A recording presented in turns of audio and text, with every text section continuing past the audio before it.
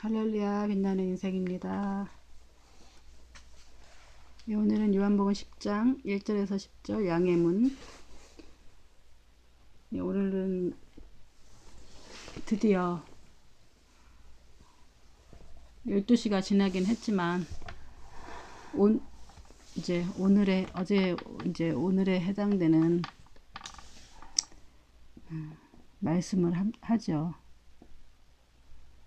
오늘은 사실은 이거는 했어야 되는데 앞에 먼저 장이 한 장이 이렇게 못하는 바람에 이제 오늘 밀려갔는데 오늘은 조금 내일 할까 하다가 글쎄요, 저도 되게 많이 궁금해 갖고 저도 잘 모르겠지만 하나님께서 지혜를 구하고 한번 우리가 묵상해 보도록 하겠습니다. 내가 진실로 진실로 너희에게 말한다. 양의 우리에 들어가되 문으로 들어가지 않고 다른 길로 넘어가는 사람들은 도둑이요 강도다. 문으로 들어가는 사람은 양들의 목자다. 문지기는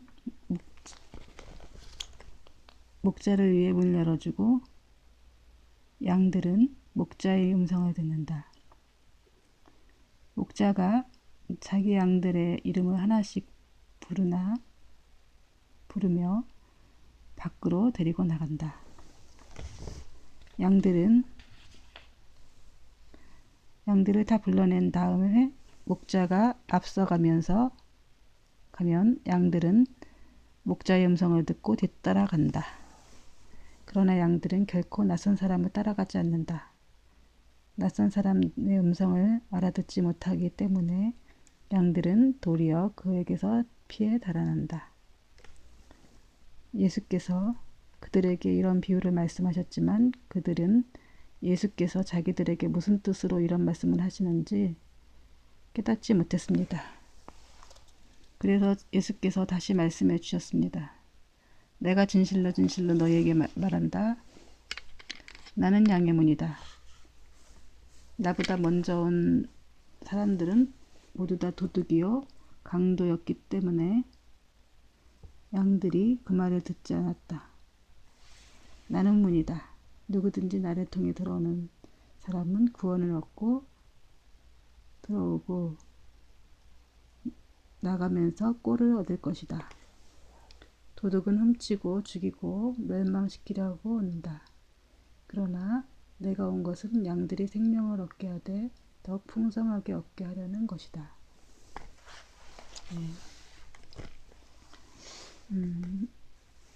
오늘은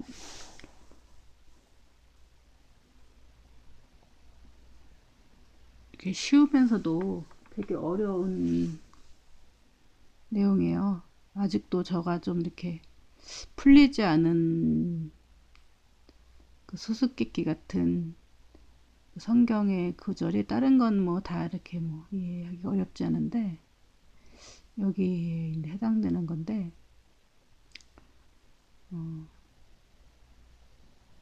여기 이제 한계 같지만은 보통은 이제 양에 대한 비유를 하죠. 하나님은 비유로 많이 말씀하시죠. 비유는 뭐냐면은 아주 어려운 개념을 우리가 알기 쉬운 내용으로 비유를 해서 설명을 하고자 하는 것이나 또 성경, 그러니까 신화 뭐 이런 것들에 보면은 낯설게 하기라는 게 좀 있어요. 쉬운 내용을 조금 어렵게 만들면서 이렇게 문학 작품의 퀄리티를 높이는 건데 때로는 그래서 이제 좀 어렵게 만드는 것도 있죠. 여러 가지 해석이 나올 수 있게끔. 문학의 하나의 또 이렇게 기술의 하나의 일종인데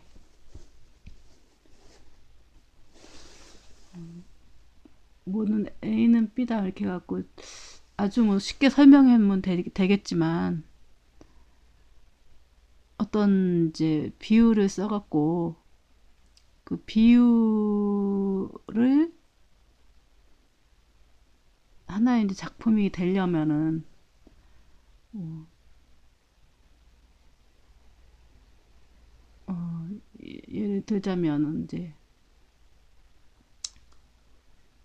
시라는 거, 문학 작품의 시나 이런 거는 제가 생각하기로는 우리 과자 봉지 이렇게 딱 보면은 이제 뭐 새우깡이나 이런 거 딱 집어넣고 마지막에 공기를 딱 집어넣어서 그 바깥에서 이제 이렇게 박스로 이렇게 할 때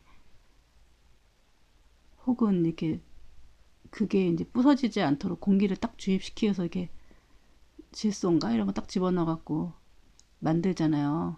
그래야 이제 이렇게 움직일 때도 부서지지 않고 우리 과자 형태가 그대로 이렇게 유지되도록 이렇게 하는 거잖아요.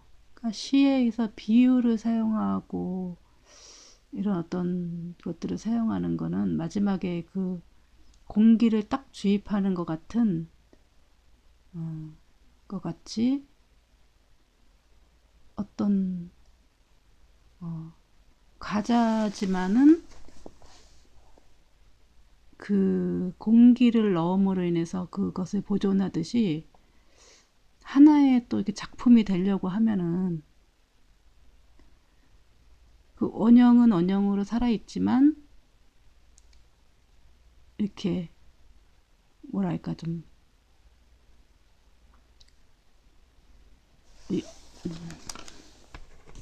있잖아요. 과자가 이렇게 있죠. 새우깡 같은 게. 공기가 딱 주입하면서 이제 이 공기가 이 과자를 상하지 않게 하죠. 그러면서 이 과자 한 봉지가 이렇게 완성이 딱 되잖아요. 그래서 어떤 이 생명력이 있는 어떤 이렇게 이, 이 과자의 생명력을 보존해 주는 거죠. 이게 다 부서지면 과자가 안 되잖아요. 그런 것처럼 이 시라는 거는 비유라든지 이런 걸 써서 이 원형을 이렇게 보존시켜 주고 이 과자의 생명력을 이렇게 보존시켜 주면서 독자들로 하여금 이 원형의 이 과자를 맛있게 먹을 수 있도록 어떤 역할을 하는 거죠. 보이지 않지만 이렇게. 그래서 이것은 이제 이건 과자라고 하지만은 이 비유라는 거는 그 원뜻을 더욱더 생명력 있게 살려주는 어떤 이렇게 우리가 호흡을 불어준다랄까? 그러니까 사람을 이렇게 하나님이 이렇게 창조하시고 사람을 창조하시고 심령을 불어넣었듯이 이, 이 질소는 아무것도 아니지만은 이 과자의 생명력을 이렇게 전달해 주죠. 포장해 주는 거죠. 그런 것처럼 이 비유도 그 원관념, 원 뜻을 시인이나 이런 사람들이 말하고자 하는 그런 것들을 또 하나하게 포장하는 거죠. 그래서 겉으로는 이렇게 보이지만은 속에는 이렇게 알맹이가 있는 거죠. 근데 물론 과자는 안 보여. 그지만 이거는 이제 꽃이면 뭐 예를 들자면은 뭐 여기 가서 양의 이제 본인이 선한 목자라고 하셨죠. 목자로 본인이 비유를 하세요. 그랬다는 것은 본인이 주님이란 뜻인데 우리를 창조한 창조 주님이신데 그걸 또 이렇게 우리를 인도해 가시는 주님이라고 하는 거죠. 그러면서 이 본인이 얼만큼 우리 양에 해당되는 양은 우리의 이제 우리를 해당되는 거죠. 그리스도인들, 예수님을 따르는 무리들 얼마나 이제 이끌어 나가시는가에 대해 설명하고 있는 거죠. 그런 것처럼 본 설명하자고 하는 것들을 이렇게 감싸는 것. 근데 이것이 우리가 알아듣게끔 우리가 이해하기 쉽게끔 하지만 이 표현이 이해하기 쉽다고 해갖고 아무 비유나 쓰면은 작품이 되진 않죠. 좀 더 나만의 독특한 것을 해야지 다른 사람들이 쓴 뭐 나보기가 역겨워 그런 걸 똑같이 이렇게 쓰면은 그 작품이 되는 것이 아니죠. 나만의 또 이렇게 비유로 그러나 다른 사람들이 다 이해할 수 있을 만한 것들을 하면서 어떤 생명력을 불어넣는 거죠. 그러니까 그냥 이 원뜻을 그대로 설명해서 풀어주면 작품이 안 되는 거죠. 그러나 나만 표현할 수 있는 어떤 이렇게 비유를 썼을 때 그것이 이제 시가 독창적이면서 생명력을 갖는 거죠. 그리고 원뜻을 잘 살려주기도 하고 그러면서 이제 우리가 이제 앞으로 복음서 같은 거 읽다 보면은 또 앞으로 또 많은 성경을 보면은 그리고 여러분들이 신앙생활 하시다 보면 여러분이 꿈을 꾸거나 하나님이 또 어떤 환상을 보여주시거나 어떤 이제 이미지가 떠오르고 얘기하실 때 우리 하나님이 구구절절히 막 설명을 하시진 않죠. 물론 설명을 하실 수도 있겠지만 우리의 수준이 눈높이에 맞춰서 딱 얘기하시죠. 여러분 아기한테 아직 엄마 아빠도 이렇게 잘 모르는 애한테 여러분의 언어로 막 이렇게 유창하게 막 설명하고 막 그렇게 하지 않잖아요. 그 아이의 눈높이 맞춰서 그 아이가 계속 엄마 엄마 따라해갖고 겨우 엄마 하나 가르쳐 주기 위해서 얼마나 많은 그 엄마를 수만 번 반복해서 그 아이가 엄마 비슷하게 했을 때 박수치고 그래서 엄마라는 단어를 하나 가르치고 또 그 다음 날에 이제 아빠라는 단어 가르치고 또 맘마라는 단어 가르치고 그러면서 이제 어휘를 자꾸 늘려가가는 거죠. 그러니까 하나님과 우리 사이에서는 그런 어휘에 이렇게 둘 사이에 하나님이 우리의 언어를 이렇게 구구절절 설명해 주신다고 아는 것들이 아니고 우리가 하나님의 언어를 배워가야 되는데 그거는 우리가 하나님이 우리한테 어떤 의미 덩어리로 이렇게 얘기를 하시는데 그거를 우리가 이제 언어로 설명을 하는 거죠. 이제 저 같은 경우도 제가 이렇게 설명을 할 때 성령께서 막 단어로 이렇게 얘기해 주시는 게 아니라 어떤 의미의 덩어리가 저한테 관념이 딱 와요. 그러면 제가 그걸 해석하는 거죠. 그러니까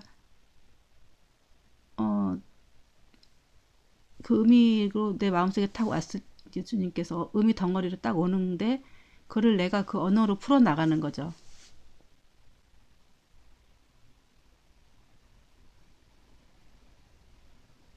그래서 사람들이 글쓰기가라든지 말하기 힘들어하는 이유가 자기 마음속엔 다 있는데 그거를 말이나 글로 표현하기가 힘들죠.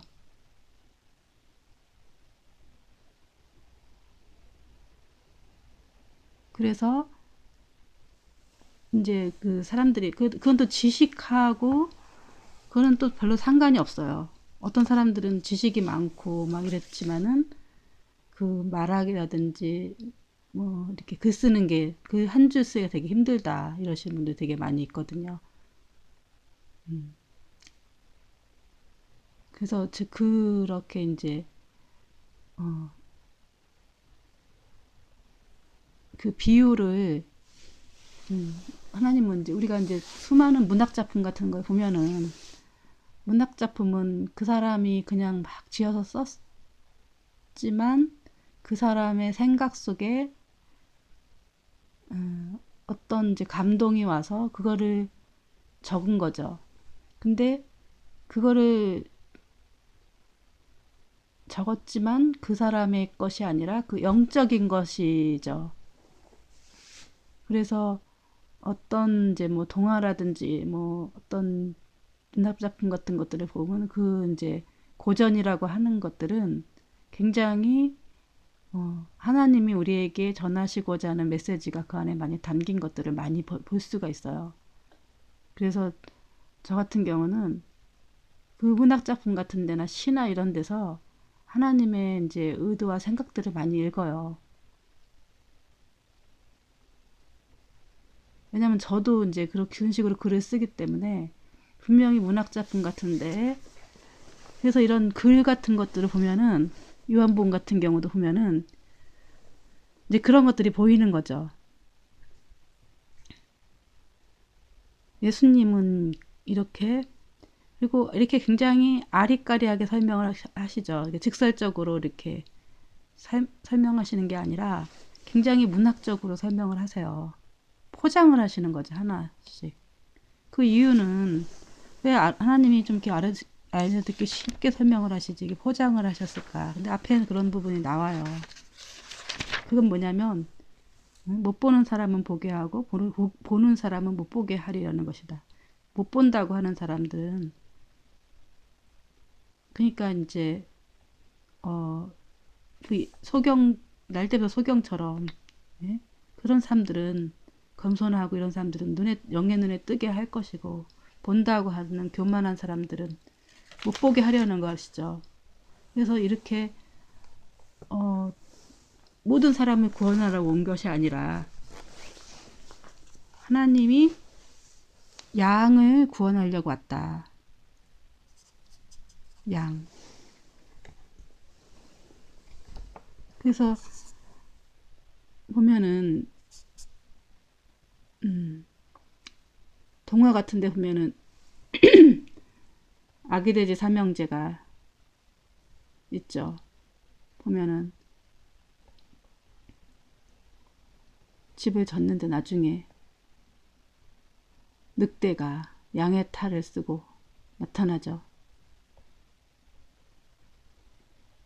그럼 보겠어요. 결국은 발톱이 보이고 막 이렇게 하는데 우리의 이제 하나님은 양을 자신의 백성들을 찾으러 온 거죠. 자신의 백성. 양. 그리고 하나님이 선택하신 사람들은 정말 양의 속성을 갖고 있어요. 첫째 양의 속성은 뭐예요? 약해요. 둔해요. 선해요. 법 없어도 살아요.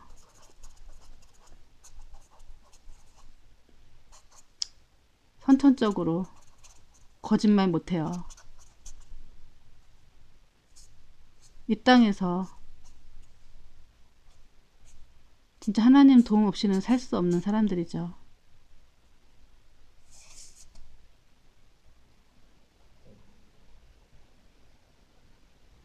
그 양도 있고 교회 안에는 고양이도 있고 개도 있고 비유를 하자면 돼지도 있고 막 이래요. 근데 우리가 이제 잘못 생각하기를 염소를 양으로 만들어야 된다. 고양이를 양으로 만들어야 된다. 이렇게 생각하잖아요. 다 전도해갖고 그러면 다 양이 될 수 있다. 아니에요. 양은 태어날 때부터 양이에요. 그 양을 하나님이 부르러 오신 거죠. 자신의 백성들을. 그러니까 자신의 백성들 나중에 나오겠지만 주님은 우리가 날 때부터 우리를 알고 계셨고 선택을 하신 거죠. 어떤 사람은 이제 억울한 사람도 있을 거예요.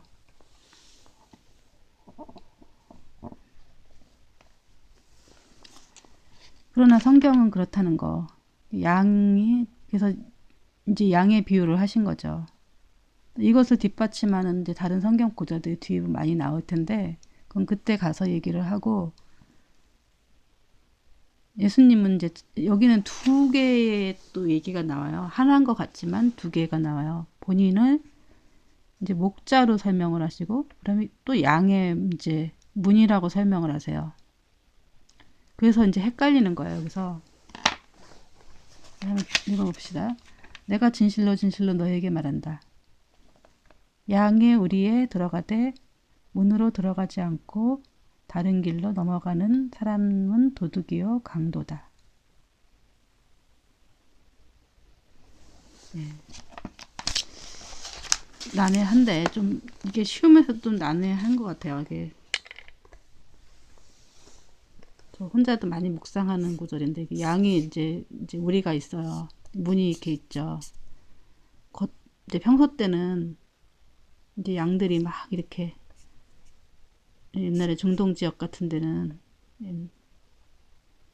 이제 막 풀어놓고 있죠. 그리고 그 맹수들이 있기 때문에 풀을 먹죠. 이제 항상 양치기가 그걸 지키죠.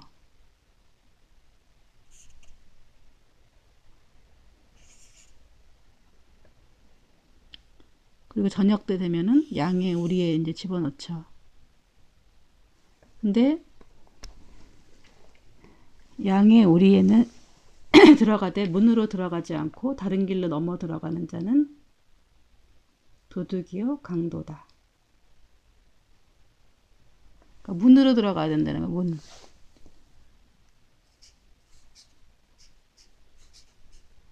근데 이렇게 도둑 이렇게 넘어서 들어오는 자가 있대요. 누구겠어요? 호시탐탐 양을 노리는 늑대라든지 이런 애들이 이제 여기 넘어오거나 또 아니 양을 훔치러 오는 사람들이 있죠. 양을.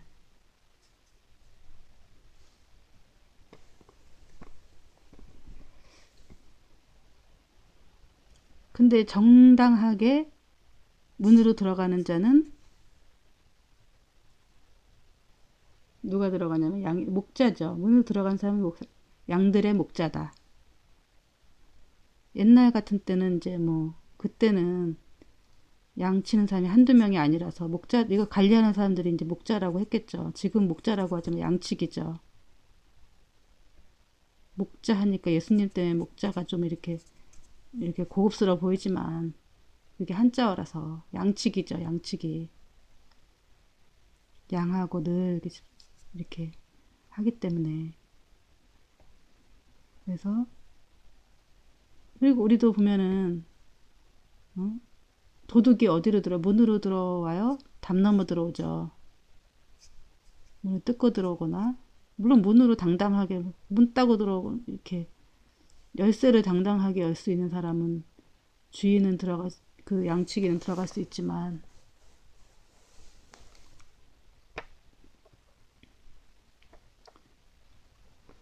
이제 도둑은 이제 그 문을 이렇게 들어오죠.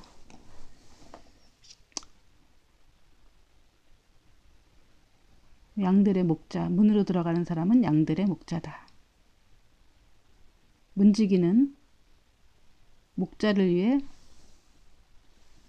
문을 열어주고 양들은 목자의 음성을 듣는다. 예. 문지기도 있었던 것 같아. 문지기. 목자를 위해 문을 열어주고 양들은 목자의 음성을 듣는다. 그 양은 목자와 거감을 하죠. 목자를 알아보죠. 개들도 보면 이제 주인을 알아보듯이 목자를 알아보죠. 자기가 목자인가 아닌가. 목자는 자기 양들의 이름을 하나씩 부르며 밖으로 데리고 나간다. 목자는 자기 양들의 이름을 하나씩 다 알고 있대요. 어떤 양이 어떻고 어떤 양이 새끼 가졌는지 어떤 양이 어떻게 생겼는지 자기 양들을 다 불러낸 다음에 목자가 앞서 나가면은 양들은 목자의 음성을 알고 뒤따라간다. 이제 목자가 아니면 쫓아가지 않는다는 거죠. 그러나 양들은 결코 낯선 사람을 따라가지 않는다. 낯선 사람의 음성을 알아듣지 못하기 때문에 양들은 도리어 그에게서 피해 달아난다. 예수께서 이런 비유로 말씀하셨지만 그들은 예수께서 자기들에게 무슨 뜻으로 그렇게 말씀하시는지 깨닫지 못했습니다.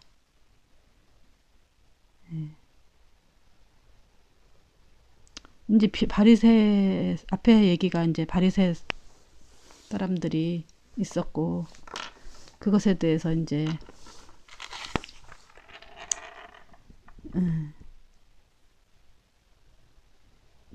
태어나면서 제 속에 파묻혀 있었다고 감히 어떻게 가르치느냐 그러면서 이제 그를 쫓아냈다는 이제 그 얘기가 나왔고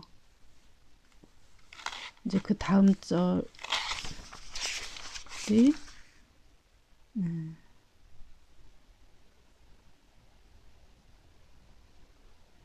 예수께서 이제 그 눈먼 사람을 찾아가시죠. 그러면서 예수님이 자기가 이제 눈 고쳐 주신 사람이라고 분이라고 얘기해 주시고,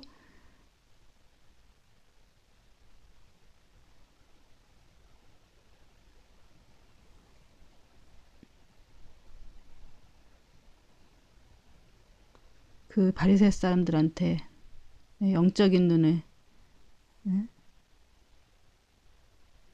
너희가 이제 본다고 하면 너희가 죄가 그만 남아있을 것이다. 그 영적인 눈이, 너는 영적인 맹인이다 라는 얘기를 하시는 거죠. 그러면서 이 얘기를 하시는 거예요. 바리새파 사람들은 그때 당시 사람들은 무슨 얘기인지 알아듣지 못했죠. 그러니까 알아들으려고 이걸 하는 게 아니고 양들을 위해서 하는 얘기예요. 이거는 양들은 얘기가 뭔지 알아요. 그러니까 그 마음에 그 맹인처럼 날 때부터, 어저께 제가 얘기한 것처럼 그 날 때부터 맹인된 사람들 얼마나 억울하겠어요. 평생 억울하게 산 사람들, 이런 하나님이 양이라고 생각하는 자신이 택한 백성이죠.